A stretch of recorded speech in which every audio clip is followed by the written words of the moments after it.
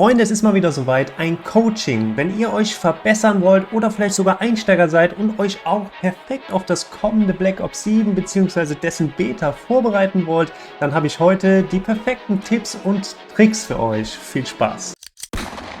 Black Ops 7 steht vor der Tür, die Beta kommt schon nächste Woche, also ist es doch der perfekte Zeitpunkt, so langsam wieder warm zu werden und reinzukommen, und somit ist ein Coaching doch jetzt optimal. Wenn du auch ein Coaching möchtest, egal ob jetzt Black Ops 6 oder im zukünftigen Black Ops 7, dann ist das kostenlos möglich. Join dafür gerne unseren kostenlosen Discord. Okay, let's go.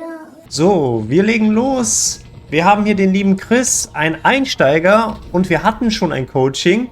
Und das Video, was wir jetzt zusammenschauen, ist praktisch einer der Gameplays nach unserem ersten Coaching, wo wir also auch nochmal was, verbessern können. Man muss dazu sagen, der liebe Chris ist auch schon etwas älter, ich glaube über 40, und hat viel Counter-Strike gespielt und noch nie in seinem Leben Call of Duty. Er ist ein absoluter Einsteiger und er zieht hier sehr spät den Fallschirm. Das ist ja immer einer der Tipps, die ich sage.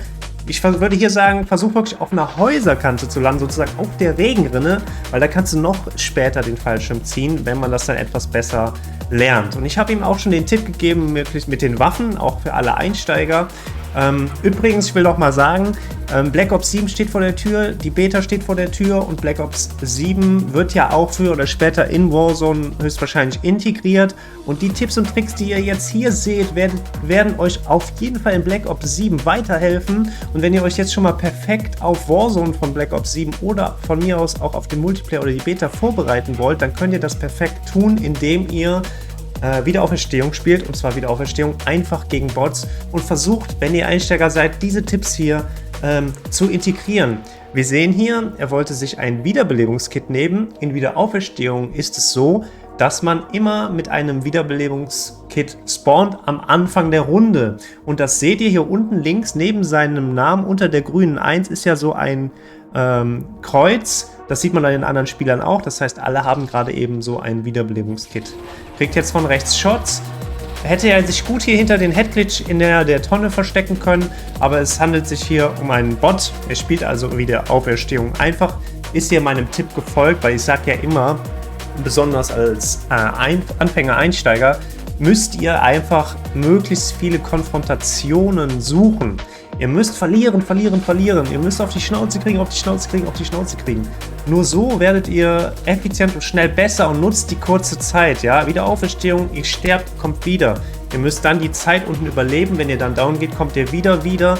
Optimale Voraussetzungen, um wirklich in möglichst kurzer Zeit möglichst viele Konfrontationen zu suchen und am besten natürlich die Fights zu gewinnen. Aber am Ende des Tages, wenn ihr später besser werdet, 1 gegen 2, 1 gegen 3, 1 gegen 4 Situationen erspielt, dann macht ihr das immer so, dass ihr das Schaf von der Herde trennt und immer ein 1 gegen 1 erspielt. Die Profis machen nichts anderes und somit müsst ihr also 1 gegen 1 Situationen trainieren und daran besser werden. Aber um besser zu werden, muss man halt erstmal viel verlieren. Das ist in jeder Sportart so jetzt endlich und auch im E-Sport bzw. beim Zocken. Somit macht er es hier schon mal richtig, hat hier ein paar Bots. Und ich habe ihm gesagt, versuch immer in Bewegung zu bleiben im ersten Coaching. Ja? Versuch, während du dich bewegst, nachzuladen. Versuch immer so einen gewissen Überblick über deine Instrumente zu haben, ähnlich wie bei einem Pilot. Und deine Instrumente sind ja hier unten links, deine Lebensanzeige. Wie viele Platten hast du?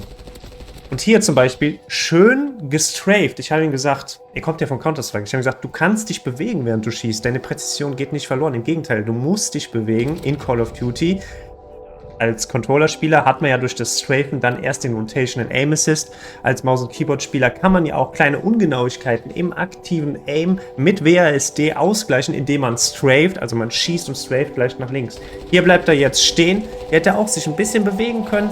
Das sieht man ganz klar, dass er da noch Einsteiger ist. Man vergisst das manchmal in den Situationen. Das ist einfach noch nicht so in Fleisch und Blut übergegangen, aber man sieht, wer sich konzentriert und versucht, diese Tipps eben umzusetzen. Ja? Und jetzt plattiert, wieder Schaden genommen, Gasmaske, holt ihn und den jetzt am besten nicht finishen. Hier ist ja noch Action. Ich höre hier, glaube ich, noch Steps. Und während er hier wegläuft, würde ich den Tipp geben. Guck mal, du hast gerade einen geholt. Überblick verschaffen über die Instrumente. Du hast Munition. Okay, da ist einer. Weglaufen. Gar nicht den Fight eingehen. Wäre das ein guter Spieler, hättest du jetzt sehr schlechte Karten, den Fight nicht eingehen, weil du hast keine Platten, ja. Immer wenn du unter Beschuss geraten bist, immer sofort gucken, habe ich Platten verloren, wenn ja, tendenziell eher dem nächsten Fight wie gerade aus dem Weg gehen, erst plattieren, nachladen, dann neu orientieren, positionieren und den Fight wieder eingehen. Fight gewonnen. Jetzt schaut mal. Okay, er lädt nach. Schon mal sehr gut. Guck mal, wie viel Zeit jetzt vergeht. Immer noch nicht plattiert. Schneller plattieren. Lädt nochmal nach, beziehungsweise hat, glaube ich, gerade die Waffe gewechselt. Alles gut, aber muss alles schneller gehen. Immer sofort nachladen. Sofort plattieren. Das ist Priorität A und B. Nach jedem Fight nachladen, plattieren, dabei bewegen. Ja? Also als Grundregel für euch da draußen, besonders die Einsteiger. Nach jedem Fight immer in Bewegung bleiben, Deckung suchen, Head-Glitches suchen, ja? Also Deckungen, wo du mit dem Kopf drüber gucken kannst und immer während du dich bewegst, plattieren. Wir haben hier gerade eine Plattenbox auf dem Boden gesehen. Er holt sich jetzt sein Lodi, das ist gut. Hier ist eine Plattenbox, ja? Die Plattenbox, ja? Und er hat hier nichts auf dem Slot. Es ist immer besser, irgendwas zu haben, als gar nichts. Und eine Plattenbox ist sehr viel wert. Er hat sich ja immer noch nicht seine 2 Platten gezogen. Zieht er sich jetzt die 2 Platten, dann sind hier nur noch 3 Platten, hat er eine Plattenbox, wo er sie mit auffüllen könnte, ja? Sorgt dafür, dass ihr hier immer was drin habt. Es ist immer besser, etwas mitzunehmen, als gar nichts mitzunehmen. Und von daher, nehmt es mit. Kann ich nur absolut empfehlen. Und was wir als nächstes natürlich sehen, und da sind wir wieder beim Thema Strategie und auch beim Thema Black Ops 7, weil das ist halt in jedem Battle Royale, also man kann auch shooterübergreifend jetzt argumentieren, aber bleiben wir mal hier in Warzone. Er hat viel Geld, $10.000, er hat seinen Lodi gezogen, aber Thema Strategie, und das wird sich bei Black Ops 7 Warzone auch nicht ändern. Erstens, Wiederauferstehung. Ihr landet, sage ich mal, in einem Hotspot und geht direkt Fights ein, ja, damit ihr einfach trainiert und besser werdet. Entweder holt ihr ein paar Kills oder ihr verliert. Wenn ihr verliert, seid ihr down und kommt wieder. Guckt, dass ihr die Zeit, die euch scheint, dann unten links überlebt, damit, wenn ihr dann wieder down geht, wieder kommt. Ihr kennt das. So, dann looten. Möglichst schnell an Geld kommen. Er hat schon $14.000 und das Geld aber dann auch nutzen. Und dann kommt der zweite Punkt der Strategie, der immer gleich ist. Möglichst schnell ans Lodi kommen. Also erstens Kills machen oder safe landen. Und dann aber auch direkt möglichst schnell ans Geld kommen, damit du möglichst schnell an deinen Lodi kommst, weil eine gute Waffe und Perks verschaffen dir ja einen riesen Vorteil gegenüber deiner Gegner. Und wenn du oder jetzt endlich willst du immer einen Vorteil haben, du willst den anderen immer einen Schritt voraus sein. Und wenn du jemanden vor dir hast, der genauso gut ist wie du, aber eine schlechtere Waffe hat, dann hast du doch einen Vorteil und die Chance und Wahrscheinlichkeit, dass du gewinnst, ist viel höher. Also seid schnell, lootet schnell, besorgt euch schnell Geld und besorgt euch ein Lodi. Also, das ist der zweite große Punkt, den ich jetzt eben für Einsteiger angesagt habe. Ne? Erstens war wirklich nach jedem Fight plattieren, bewegen, nachladen. Zweitens die richtige Strategie verfolgen. Immer erst sorgen, dass man Lodi bekommt und dass man Geld bekommt. Und wenn man das dann geschafft hat, so wie er ja jetzt, er hat ja sein Lodi. Und deswegen eben nochmal zurück zu dem Moment, als er am Shop vorbeigegangen ist, weil nach dem Lodi war direkt ein Shop da. Da hätte er sich sofort eine Drohne ziehen können, ja? Da gehen wir wieder bei dem Thema Vorteil. Ich sag ja, man will sich immer einen Vorteil verschaffen, landen, Geld sammeln, also looten, Lodi besorgen und dann das Geld nutzen, und zwar mit UAVs. UAVs, Drohnen, sodass du auf dem Radar oben die Positionen der feindlichen Spieler sehen kannst. Und damit hast du einen extremen Informationsvorteil. Und ein Informationsvorteil gibt dir dann halt wieder den entsprechenden Vorteil für ein 1 gegen 1, beziehungsweise du kannst ja genau sehen, wo der Gegner ist. So, und für die Einsteiger unter euch, auch für den Chris in dem Fall, habe ich ihm auch gesagt im Coaching, lernt die Informationen auf dem Radar zu interpretieren. Das ist auch eine Sache für Black Ops 7, wo es sich vielleicht nochmal leicht ändert, aber ziemlich sicher nicht wesentlich.